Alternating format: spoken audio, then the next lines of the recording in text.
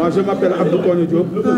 Je suis le président de la convergence des aveugles pour l'unité, la solidarité et l'entraide de cause, qui est une organisation qui regroupe 12 associations d'aveugles et aveugles, dont l'objectif est de promouvoir la participation effective des personnes aveugles dans la société au niveau de toute la vie. Cette journée est célébrée chaque 15 octobre, mais pour d'autres raisons, nous avons reporté cette journée jusqu'au 31 octobre, marquant cette date d'aujourd'hui. Et la camp blanche, comme vous le voyez, c'est un outil qui permet à l'aveugle de se déplacer facilement. Également, c'est un outil de protection pour la personne aveugle. Mais au-delà de l'importance de cette camp, c'est une journée qui permet aux personnes aveugles de mesurer et d'évaluer les politiques et programmes mis en œuvre par l'État envers les aveugles, parce que nous avons constaté aujourd'hui que certes l'État a fait des efforts par rapport à la prise en charge des préoccupations des personnes handicapées de manière générale, mais en particulier des aveugles. C'est vrai que l'État a mis en place d'autres dispositifs comme la carte d'égalité des chances, les bourses de sécurité familiale, la couverture maladie universelle. Mais il n'en demeure pas moins que nous avons constaté qu'aujourd'hui, il y a des insuffisances par rapport à la prise en charge de la personne aveugle.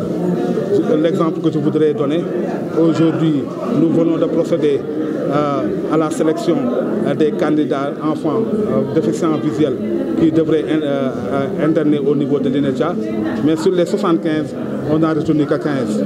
Et que vont devenir ces 60 enfants handicapés visuels. Donc ils vont se retourner dans la rue. C'est pourquoi, pour la cause, dans son plan stratégique, elle a proposé que d'autres institutions puissent mises à l'échelle au niveau national. Comme par exemple le pôle Sédhiou, Kolda et Ziguinchor, si on avait un autre institut, mais également le pôle Est, Tamba, Kédougou et un peu Kaffrine. Ça pourrait réserver le gap que nous sommes en train franchement de subir pour ces enfants-là. Parce que sans une éducation, sans une bonne formation, vous ne pouvez pas accéder à l'emploi. L'autre chose, nous avons choisi 3 thèmes. Le premier thème est consacré à l'accompagnement des jeunes et des femmes aveugles, des femmes aveugles diplômées et créateurs, demandeurs d'emploi. Et l'autre thème est concentré sur l'accompagnement des jeunes et des femmes aveugles pour leur autonomisation. Et le troisième thème était consacré sur les dispositions dans l'article 29 relatif au quota de 15% réservé aux personnes handicapées, mais également l'article 47 qui doit mettre en place le fonds d'appui, et l'autre article, c'est l'article 48, la haute autorité chargée de la promotion et de la promotion des personnes handicapées. Et ce que nous avons constaté jusqu'à présent, que toutes ces dispositions-là sont là, et les projets de décret ont été élaborés, mais sa mise en œuvre est toujours tarde à mettre en œuvre par les autorités compétentes. C'est la raison pour laquelle aujourd'hui la cause lance un appel solennel auprès de son Excellence le Président de la République, qui est chargé franchement de signer ces décrets pour qu'enfin que les personnes handicapées de manière les aveugles puissent s'y retrouver.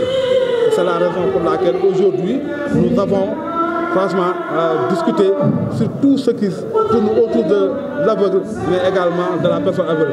Parce que vous avez vu les 3 présentateurs qui nous ont fait de belles prestations pour rappeler à l'État de prendre en charge leurs préoccupations au niveau de tous les secteurs de la vie. Parce que nous constatons que la question des handicaps est transversale. C'est pourquoi la autorité, M. Bassirou Fall est le président, le président fondateur de la cause.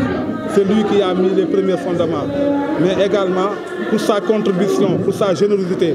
Parce que tout à l'heure, il y a une de nos intervenants qui a dit que M. Bassirou Fall, c'est lui notre ministre de l'Action sociale, c'est notre ministre chargé de l'éducation, c'est notre ministre de la Santé et de l'Action sociale. De pour sa générosité. Mais également, il est natif de Louga, parce qu'il est originaire de Ndiakhafal, département de Kébémer. Mais tout ce qu'il est en train de faire pour les aveugles, mais vous avez vu même de vos propres yeux, vous l'avez constaté, il a remis 160 cannes, 80 pour la cause et 80 pour les personnes aveugles de Louga. Donc c'est des gestes très forts. Et tous ces gestes-là, l'État devrait être le premier à le faire.